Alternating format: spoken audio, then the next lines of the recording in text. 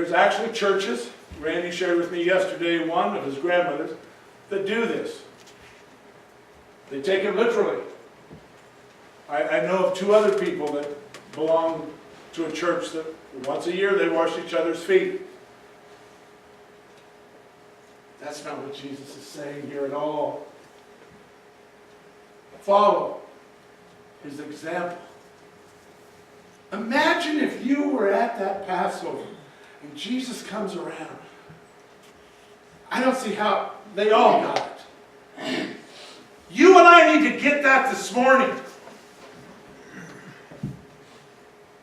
Let's try it again, Samantha. Yes. Okay. Read this with me. For who is greater? One who reclines at the table or one who serves? Is it not the one who reclines at the table? But I am among you as the one who serves. That verse follows the I'm the greatest, and Jesus says the leader should be like the youngest. Should have that youngest heart of always wanting to serve someone else. Who has the greatest glory? Of course it's the one that reclines at the table. But what does Jesus say? I am among you as the one who serves. They knew Jesus was their leader. But once again he stresses, I'm the one who serves. One more time, Samantha. 15, for I have given you an example that you should also do just as I have done to you. 16, truly, truly. Anytime 2 words come together like that, it's emphasis. There was no exclamation marks in the Greek. Truly, truly, I say to you, a servant is not greater than his master, nor is a messenger greater than the one who sent him. Okay, 15. I've shown you what to do. You've seen what I've done. You know I'm the master.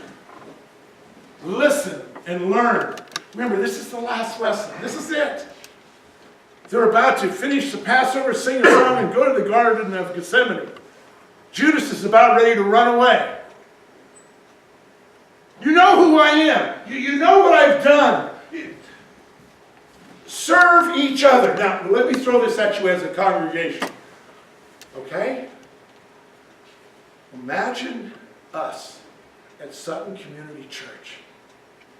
Each one of us, let's start with the pastor, if he was that much more humble.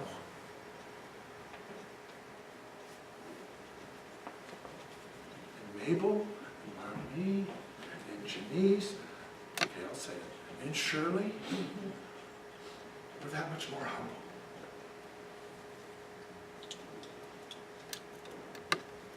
That's what Jesus is teaching us. You know I'm the master, you've seen what I've done.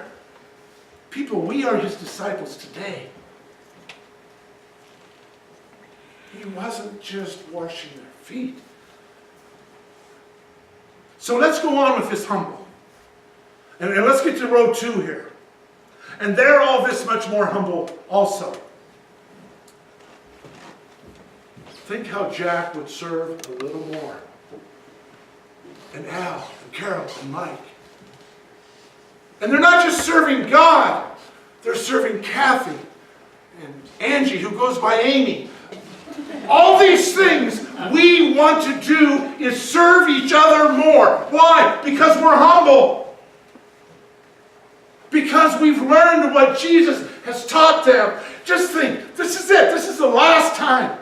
He could have talked about God the Father. He could have talked about taking care of widows and orphans. He could have talked about his kingdom to come. But no, what does he talk about? Serve each other. Be humble. Do you see what I've done? I've given you an example, just as you should do for each other. Randy had a great idea. Let's make 19 better for this church, for himself, and for this church. You know the easy way? For us to have worn knees going before the Lord. For us to want to serve each other out of love. Whether it's teaching, whether it's serving, dinner, whether it's mowing the grass, whatever it is.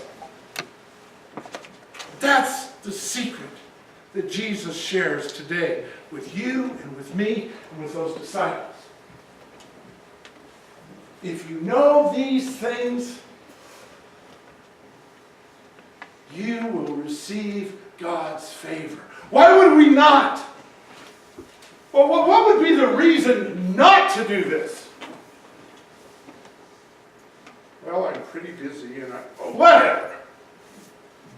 There is no reason. Some of you have seen this church starting to grow and starting to flourish. Is it Donnie? No. Is it Bill? No. Is it Jay? No. What is it? It is the grace of God, the mercy of God. And the closer we grow to His Word, and the closer we follow, I think I said closer. The closer we follow Jesus Christ, look out. I had a crazy old woman tell me 4 years ago, Pastor, the doors are going to blow off this church. I won't name any names. Don't raise your hand. I think crazy kind of got him headed right. But it's true. Why? Because the Word of God. Let us take this lesson for 19. Let us live this lesson for 19 of serving each other.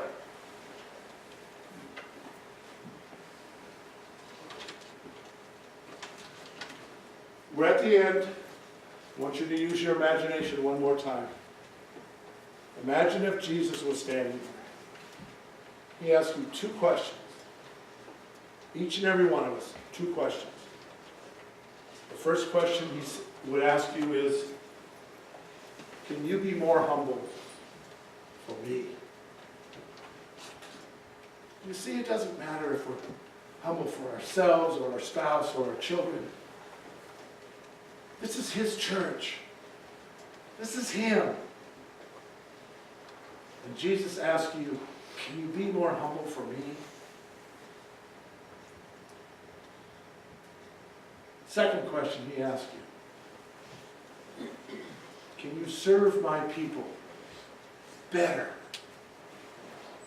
Can you serve my people better for me? How would you answer your king?